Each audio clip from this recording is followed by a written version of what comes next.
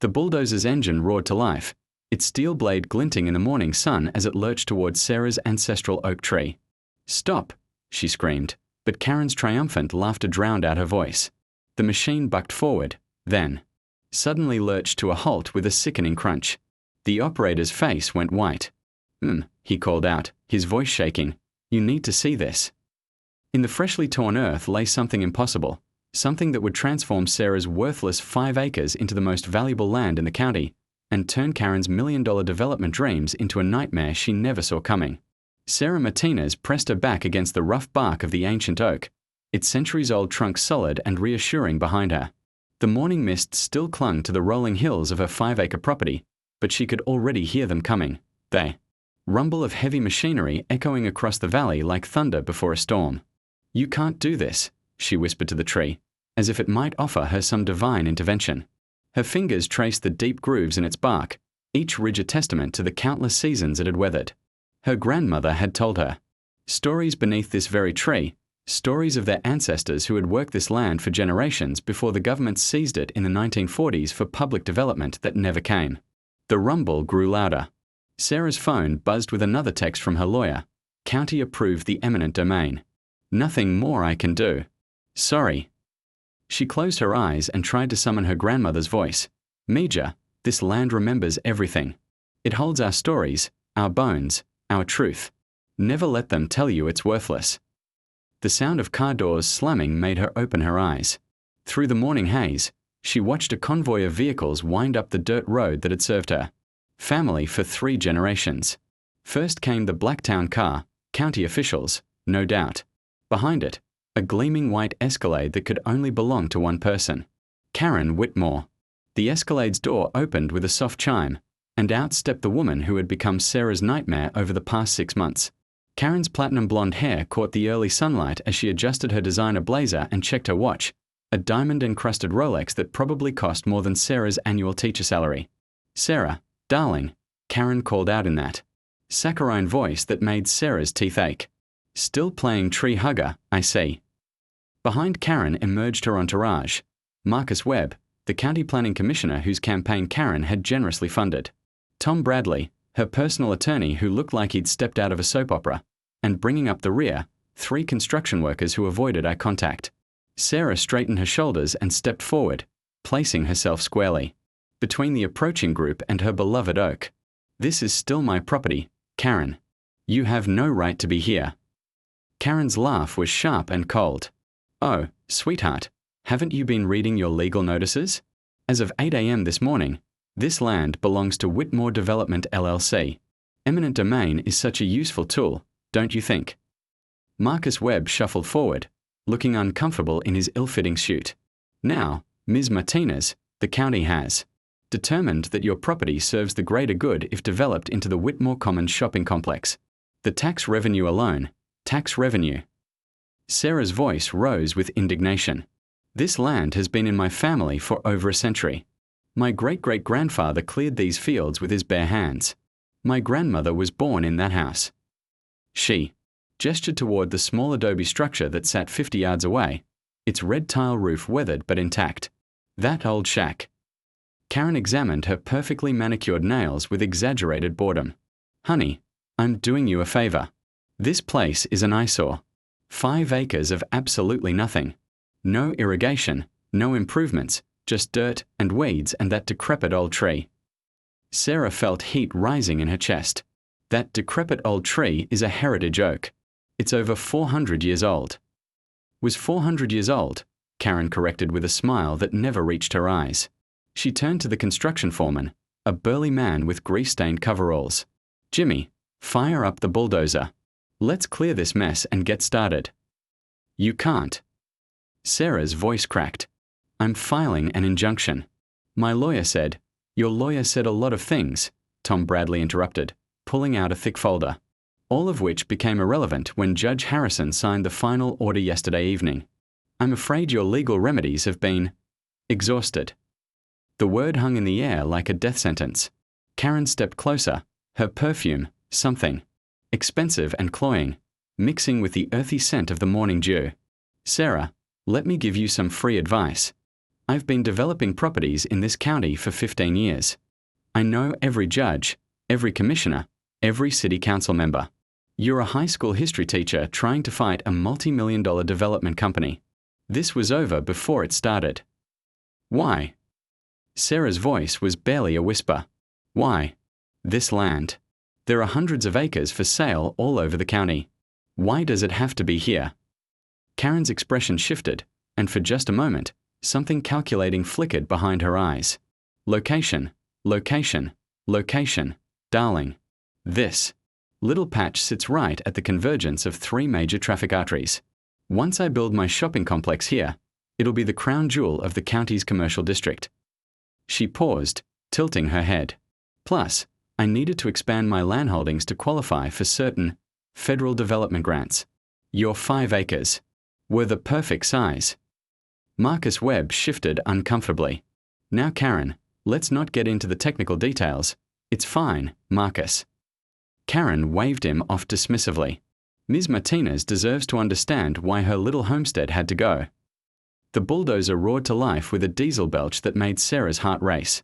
Jimmy the foreman climbed into the cab, his face set in grim determination. The massive machine lurched forward, its steel blade lowered like a weapon. Please, Sarah called out to Jimmy. This tree has been here since before your grandparents were born. It's part of the county's history. Jimmy's hands hesitated on the controls. I got kids to feed. Mr. Whitmore's paying good money for this job. I'm Ms. Whitmore, Karen snapped. And I'm paying you to clear this land, not to chat about local history. Sarah made a desperate decision. She pressed herself against the oak's trunk and spread her arms wide. If you want to destroy this tree, you'll have to go through me. Karen's laugh was genuinely delighted. Oh, this is precious. Jimmy, call the sheriff. We'll have Ms. Martinez arrested for trespassing and then get on with our day. Wait, Marcus Webb stepped forward, sweat beading on his forehead despite the cool morning air. Karen, maybe we should handle this more diplomatically. Bad publicity could hurt the project's approval with the State Environmental Board. The Environmental Board already signed off, Karen replied coolly. I made sure of that months ago. As for publicity, she pulled out her phone and began recording. Let the whole county see what happens when people try to stand in the way of progress. Sarah's heart pounded as she realized how isolated she was. No family nearby, her parents, had moved to Arizona after her father's heart attack. No boyfriend. Her last relationship had ended 6 months ago when David decided her obsession with saving the family land was too much drama. Just her, a 400-year-old tree, and a group of people who saw her as nothing more than an obstacle to profit. The bulldozer's engine revved higher. Jimmy, Karen called out, proceed with the clearing. If Ms. Martinez wants to play chicken with heavy machinery, that's her choice. Sarah closed her eyes and pressed harder against the bark.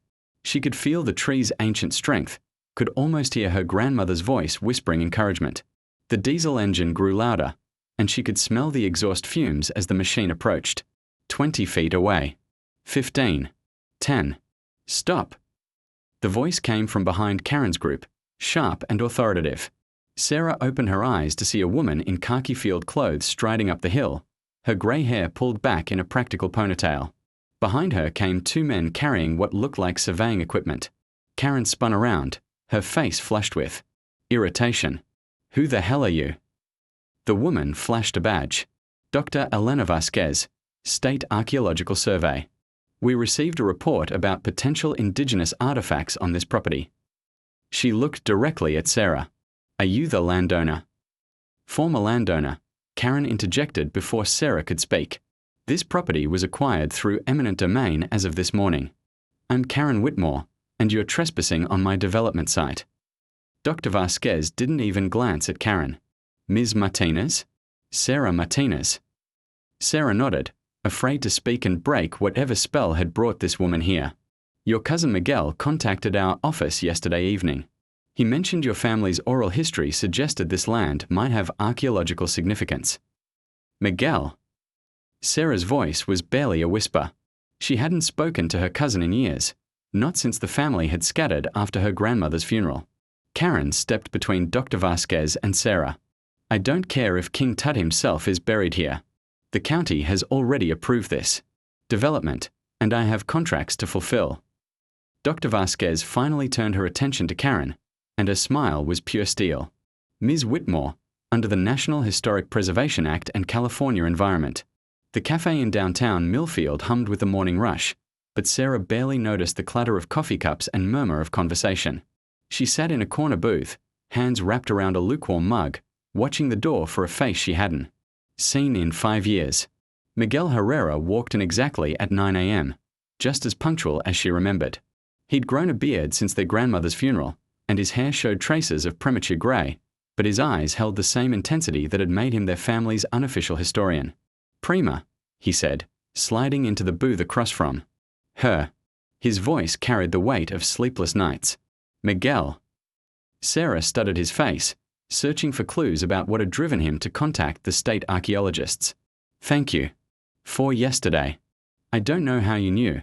I've been watching the legal notices in the county paper for months, Miguel interrupted, pulling out a worn leather messenger bag. When I saw Karen Whitmore's name attached to your land, I knew I had to act. You've been watching. Sarah felt a flicker of hurt. For months. And you didn't call me. Miguel's expression softened. I wasn't sure you'd want to hear from me. After the funeral, after the family scattered, I thought maybe it was better to let sleeping dogs lie. But you changed your mind. I had to. Miguel opened his bag and pulled out a thick folder, stuffed with photocopied documents, handwritten notes, and what looked like genealogical charts. Sarah, what I'm about to tell you is going to sound crazy, but I need you to listen to everything before you decide I've lost my mind. Sarah leaned forward, her heart rate picking up. What did you find? Miguel spread several documents across the small table. Do you remember the stories Abuela used to tell us? About the old ones who lived on your land before our family came. From Mexico. Of course. She said they were buried beneath the oak tree, waiting for someone to tell their story. She wasn't talking about indigenous people, Prima. Miguel's voice dropped to a whisper. She was talking about our family, our actual ancestors. Sarah stared at him. What do you mean? Miguel pulled out a photocopy of an old document. The paper yellowed and the handwriting faded. This is a land grant from 1847, signed by the Mexican governor of California. It deeds 5,000 acres in this valley to Don Eduardo Martinez Herrera and his family. Sarah's breath caught. Martinez Herrera. That's our great-great-great-grandfather. Abuela's stories weren't folklore, Sarah. They were family history that got twisted over the generations. Miguel traced his finger along the documents. Border. Don Eduardo wasn't Mexican.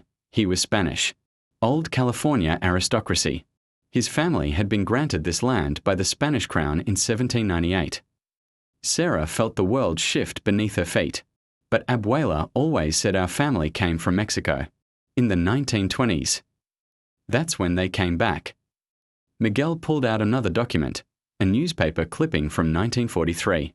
The headline read, Prominent Spanish Family Loses Ancestral Estate to Wartime Seizure. Sarah read the article with growing disbelief. It described how the Martinez Herrera family's 5,000-acre ranch had been seized by the federal government for strategic wartime purposes, forcing the family to relocate to Mexico. The article mentioned several family members by name, including a young woman named Elena Martinez Herrera. Elena, Sarah whispered. That was Abuela's name. She was 17 when they lost everything. Miguel's voice was thick with emotion. 17 years old, and the government took her family's ancestral home and shipped them off to Mexico like criminals. Sarah's mind reeled. But the 5 acres I inherited were never part of the wartime seizure. They were deeded separately to a family friend in 1942, just before the government moved in. When Abuela came back to California in 1958, she was able to buy back those 5 acres, the only piece of her family's original 5,000 acres she could afford. Miguel pulled out a hand-drawn map, the paper soft with age. This is a survey. Map drawn by Don Eduardo himself in 1846. Look at what's marked right here. He pointed to a small symbol beneath what was clearly marked as a massive oak tree. Sarah squinted at the faded ink. It looks like a cross. It's a family cemetery, prima. Don Eduardo buried his parents, his grandparents, and his first wife beneath that oak tree. When the government seized the land in 1943, they never bothered to relocate the bodies. As far as anyone knew, the cemetery didn't exist. The implications hit Sarah like a physical blow. Oh my God. You mean? Karen Whitmore wants to bulldoze our family's graveyard to build a shopping mall. Miguel's jaw tightened. And she has no idea what she's about to desecrate. Sarah stared at the documents spread across the table, her grandmother's stories suddenly taking on a completely different meaning. Miguel, this is incredible, but how do you know it's all true? These documents could be forgeries, or mistakes, or…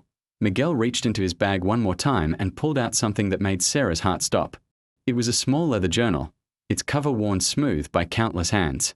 This was hidden in the wall of Abuela's house when my mom was cleaning it out after the funeral. It's Don Eduardo's personal diary, written in Spanish. Miguel opened the journal carefully. I've been translating it for 2 years. Sarah, the things he wrote about that land, about what's buried there. What kind of things?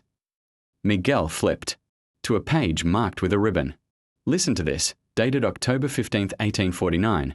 Today we laid mi querida Rosa to rest beneath the great oak. I buried with her the golden. The morning sun cast long shadows across Sarah's property as Dr. Vasquez's expanded team set up their equipment. What had started as a 3-person archaeological survey had grown overnight into a full excavation site, complete with canvas awnings, field tables, and a generator humming in the background. Sarah stood beside Miguel at the edge of the dig area, watching graduate students from UC Berkeley carefully mark off grid squares with string and stakes. The sight of strangers methodically dissecting her family's land should have felt like an invasion, but instead she felt a strange sense of anticipation, as if the earth itself was finally ready to tell its secrets. Ms. Martinez. Dr. Vasquez approached them carrying a tablet and wearing the kind of excited expression that Sarah had learned to associate with significant discoveries. We've completed our preliminary analysis of your cousin's documents. Miguel stepped forward, eagerly, and the diary entries are consistent with our ground-penetrating radar findings. The metallic signatures we are detecting align perfectly with Don Eduardo's descriptions of buried items. Dr. Vasquez pulled up a digital scan on her tablet. We've also carbon dated the paper and ink using non-invasive spectroscopy. The diary is authentic, definitely mid-19th century. Sarah felt her knees go weak with relief. So you believe Miguel's research? More than believe it. We are acting on it. Dr. Vasquez gestured toward the oak tree, where 2 graduate students were carefully removing topsoil with small brushes and dental picks. We are starting with a test excavation directly beneath the tree's canopy, right where Don Eduardo indicated he buried his wife. The word wife hit Sarah with unexpected emotion. Rosa hadn't just been a name in an old diary. She had been a real woman who had lived and loved and died on this very spot. Now, more than 170 years later, strangers were about to disturb her. Rest. Dr. Vasquez, Sarah said quietly. What happens to Rosa? If you find her remains, I mean. The archaeologist's expression softened. If we discover human remains, they'll be treated with the utmost respect. We'll document everything carefully, and then, assuming no Native American tribal claims, the remains would likely be reinterred here on your property. Rosa would stay home. A commotion near the dig site interrupted their conversation. One of the graduate students, a young woman with dirt-stained knees and excitement written across her face, was calling Dr. Vasquez over. Dr. V, you need to see this. They hurried to the excavation area, where the student was kneeling beside a carefully exposed section of earth about 3 feet down. Even from a distance, Sarah could see something glinting in the soil. We've got metal, the student announced. And it's not a soda can. Dr. Vasquez knelt beside the excavation and carefully brushed away loose dirt with a soft bristled brush. What emerged made everyone gathered around the pit hold their breath. It was a chain, clearly very old, made of what looked like gold, disappearing into the earth at both ends. Dear God, Miguel whispered. It's Rosa's necklace. Dr. Vasquez looked up at him sharply. How can you possibly know that? Miguel pulled out the diary and flipped to a page he'd bookmarked. December 15, 1849. I gave Rosa the golden chain that belonged to my mother, the one blessed by Father Miguel at the San Juan Capistrano mission. She wore it every day until her fever took her. I cannot bear to remove it, so it will accompany her to paradise. Sarah stared at the chain emerging from the earth, and suddenly her grandmother's presence felt almost tangible. All those summer afternoons spent beneath this oak tree, listening to stories about sleeping ancestors and buried treasures, and Abuela had been telling the literal truth. Dr. Vasquez, Sarah said, her voice barely above a whisper, what else is down there? We won't know until we expose more of the burial context, but... Dr. Vasquez consulted her tablet. The ground-penetrating radar suggests we are looking at a fairly elaborate interment. Multiple metallic objects, what appears to be a wooden coffin or chest, and possibly other organic materials. One of the male graduate students called out from another section of the grid. Dr. V. I think I've got something over here too. They moved to a spot about 10 feet from the first excavation, where the student had exposed what looked like the corner of a wooden box. This isn't part of the burial, Dr. Vasquez murmured, kneeling to examine the find. It's separate, shallower, and the wood appears to be in better condition. Miguel consulted the diary again. March 2, 1851. The Americans grow more demanding each day. Today I buried the strongbarks containing Papa's papers and the family silver beneath the oak's eastern roots. If they drive us from our land, at least our children will have proof of their heritage. Dr. Vasquez carefully brushed dirt away from the wooden surface, revealing iron hinges green with age. This appears to be a document box or small chest. Given the depth and the preservation of the wood, it's likely been sealed and protected from moisture. Sarah's heart was racing. Can you open it? Not here. We'll need to excavate it completely and take it to the lab for proper conservation. Dr. Vasquez stood up, her eyes bright with professional excitement.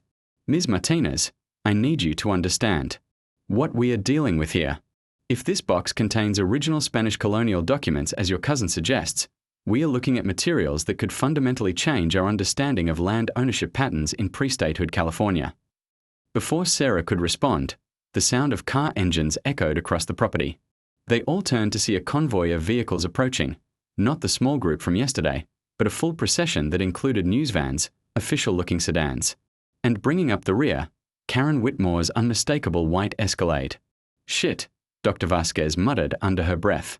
How did they find out so fast? Sarah watched in growing dread as the vehicles parked and people began climbing out. She recognized a reporter from the local television station, several county officials, and a man in an expensive suit who could only be another lawyer. Karen emerged from her Escalade like a conquering general, her designer heels somehow managing to navigate the uneven ground without losing an ounce of dignity. She was followed by Tom Bradley and two other men Sarah didn't recognize. Dr. Vasquez. Karen called out in a voice that carried across the entire dig site. I understand congratulations are in order. Such exciting news about the historical significance of this little patch of dirt. Dr. Vasquez stepped forward, positioning herself between Karen and the excavation sites. Ms. Whitmore, this is an active archaeological dig. I'll have to ask you to maintain a safe distance from the excavation areas. Karen's smile was sharp enough to cut glass. Of course. I wouldn't dream of interfering with such important scientific work. She gestured to one of the men beside her. This is Dr. Richard Pemberton from the Smithsonian Institution. When I heard about your discovery, I immediately contacted the nation's premier experts in Spanish colonial archaeology. Dr. Pemberton stepped forward, his smile apologetic but his eyes calculating. Dr. Vasquez, I've been following your work with great interest. The Smithsonian would be very interested in collaborating on this excavation. Sarah didn't like the way this was heading. What does that mean, exactly? Karen answered before Dr. Pemberton could speak. It means, darling, that your little family treasure hunt has attracted some very serious attention. The kind of attention that comes with federal oversight and national security implications. National security. Miguel sounded incredulous. The third man in Karen's group introduced himself. Agent James Morrison, FBI Art Crime Team. Ms. Whitmore contacted us regarding potentially significant cultural artifacts that may have been disturbed without proper federal notification. Dr. Vasquez's face had gone very pale. Agent Morrison, This excavation is being conducted under full compliance with state archaeological protocols, Agent Morrison interrupted, which don't supersede federal jurisdiction. When we are dealing with artifacts of potential national significance, Spanish colonial documents and treasures from the Mexican-American War period fall under federal oversight. Sarah felt the ground shifting beneath her feet in ways that had nothing to do with the ongoing excavation. Agent Morrison, this is my family's land. These are my ancestors' belongings. Actually, Ms. Martinez, Karen interjected sweetly, that's where things get complicated. You see, I've done some research of my own since yesterday's unpleasantness. She nodded to Tom Bradley, who pulled out a thick folder. Ms. Martinez, Bradley said in his smoothest courtroom voice, according to federal records, the land seizure of 1943 included specific provisions regarding any cultural or historical artifacts found on the property. Those artifacts were deemed property of the United States government to be held in trust for the American people. Miguel stepped forward angrily. That's ridiculous. The government stole our family's land and now you're trying to steal our family's belongings too. Not steal, Mr. Herrera, Agent Morrison corrected. Preserve and protect. Spanish colonial artifacts of this potential significance belong in a proper museum setting where they can be studied and appreciated by scholars and the public. Sarah looked around at the faces surrounding her, the excited graduate students, the apologetic Dr. Vasquez, the smug Karen Whitmore, and the coldly professional federal agent. She realized with growing horror. The Millfield County Records office smelled like dust and old paper, its fluorescent lights casting harsh shadows across rows of filing cabinets that stretched back decades. Sarah sat at a scarred wooden table, surrounded by boxes of documents that Agent Morrison had reluctantly provided after her attorney, a sharp-eyed woman named Rebecca Chen, whom Miguel had somehow convinced to take the case pro bono, had filed an emergency motion for full disclosure. It was 3 days after the confrontation at the dig site, and Sarah had barely slept. Rose's golden cross hung around her neck now, a tangible reminder of what she was fighting for. Dr. Vasquez had managed to slow down the federal seizure by arguing that removing artifacts before proper documentation would compromise the scientific integrity of the excavation, but everyone knew it was a temporary reprieve. Miguel sat across from her, methodically photographing each document with his phone while Rebecca Chen took notes on a legal pad. The 1943 seizure order was a thick bundle of official papers, dense with legal language and government stamps.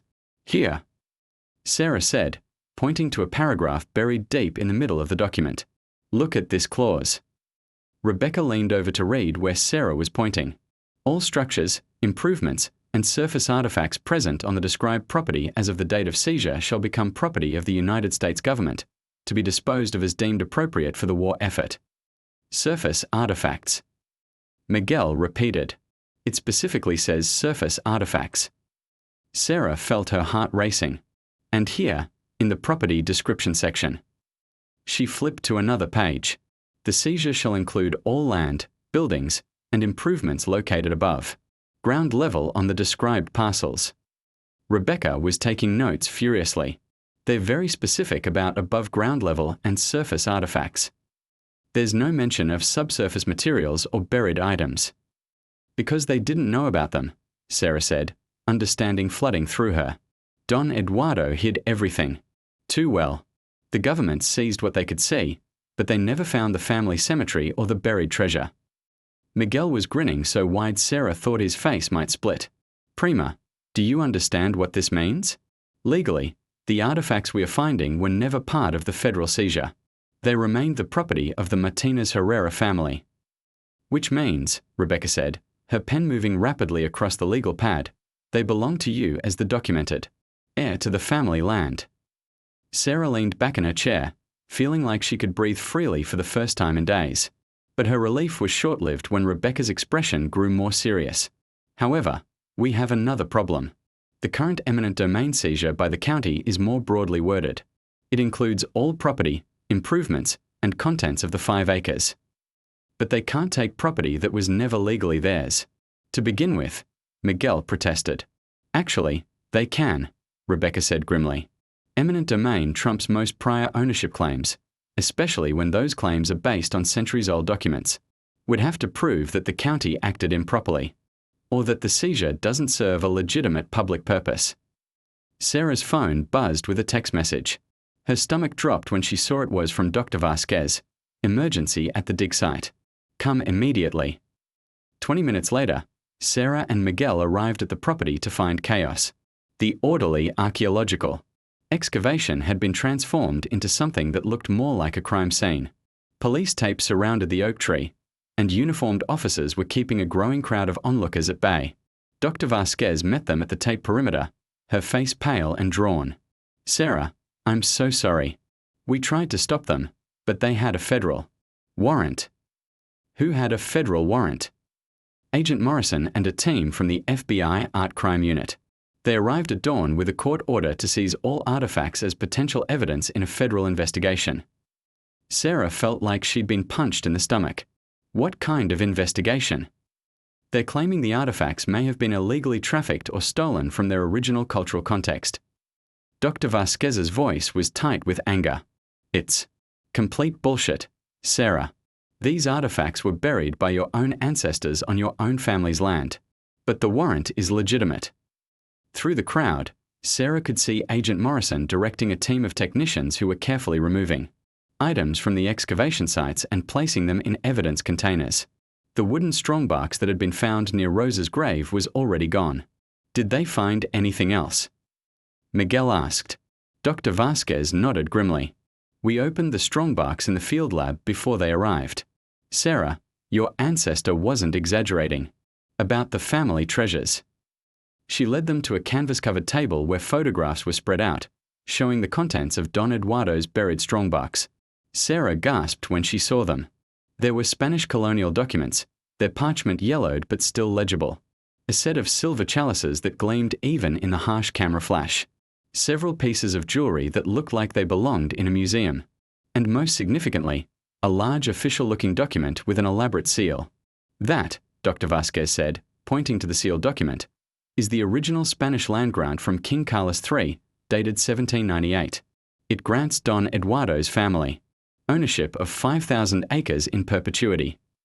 Sarah stared at the photograph. In perpetuity.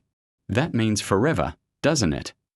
It means the Spanish crown granted your family permanent ownership of this land, with rights that were supposed to be honored by any subsequent government. Dr. Vasquez paused. Sarah, that document could invalidate every land transfer that's happened here since 1850. The implications hit Sarah like a lightning bolt, including Karen's eminent domain seizure. Potentially, yes. Spanish and Mexican land grants were supposed to be protected under the Treaty of Guadalupe Hidalgo when California became part of the United States. If your family's grant was never properly adjudicated by the U.S. Land Commission. Miguel grabbed Sarah's arm. Prima, do you understand what this means? We might not just be fighting for 5 acres. We might be fighting for 5,000 acres. Sarah looked around at the organized chaos of the dig site, at the police tape and federal agents and growing crowd of spectators. Somewhere in that crowd, she was sure, Karen Whitmore was watching and planning her next move. Dr. Vasquez, Sarah, said quietly, did the FBI take photographs of the documents before they seized them? Of course. It's standard protocol. Dr. Vasquez pulled out a tablet. Sarah, there's something else you need to see. She swiped to a high-resolution photograph of what appeared to be a map drawn on aged parchment. The coastline was clearly recognizable as the local area, but the inland features were marked with Spanish names that no longer existed. This is a survey map drawn by Don Eduardo himself, showing the exact boundaries of the original land grant. Dr. Vasquez zoomed in on specific areas. According to this map, your family's grant included not just your 5 acres, but most of downtown Millfield, the county government complex, and she zoomed in further. The entire Whitmore Development headquarters. Sarah felt the world tilt on its axis. You're saying Karen's office building is sitting on my family's land. I'm saying that according to this 18th century Spanish land grant, Karen Whitmore has been conducting business on property that legally belongs to you. Miguel let out a laugh that was half delight, half disbelief. The irony is just, it's beautiful. But Sarah's attention was caught by something else in the photograph. In the corner of the map, written in faded Spanish script, was a note she could barely make out.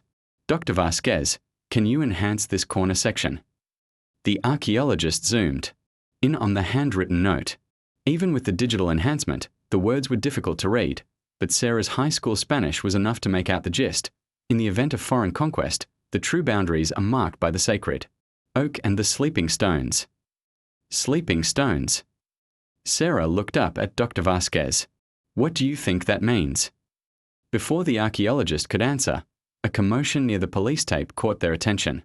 Karen Whitmore was arguing with one of the uniformed officers, her voice carrying across the dig site. I don't care what your warrant says, officer. I have a legitimate business interest in this property, and I demand to know what's being removed from my future development site. The officer was shaking his head. This is a federal crime scene. You'll need to take that up with Agent Morrison. Sarah watched Karen's face cycle through expressions of frustration, anger, and finally, calculation. She pulled out her phone and made a call, speaking in low, urgent tones. Miguel, Sarah said quietly, we need to find out what sleeping stones means. And we need to do it before Karen figures out what we've discovered. Already on it, Prima. Miguel was scrolling through something on his phone. I've been researching Spanish colonial surveying techniques. Sleeping stones could refer to boundary markers, stones that were deliberately buried to mark property corners, then awakened when disputes arose. Dr. Vasquez looked up from her tablet with growing excitement. If there are buried boundary markers on this property, and if we can locate them, we could potentially prove the exact extent of your family's original land grant. Sarah felt a surge of hope, followed immediately by a wave of fear. But the FBI has all the documents now. How can we prove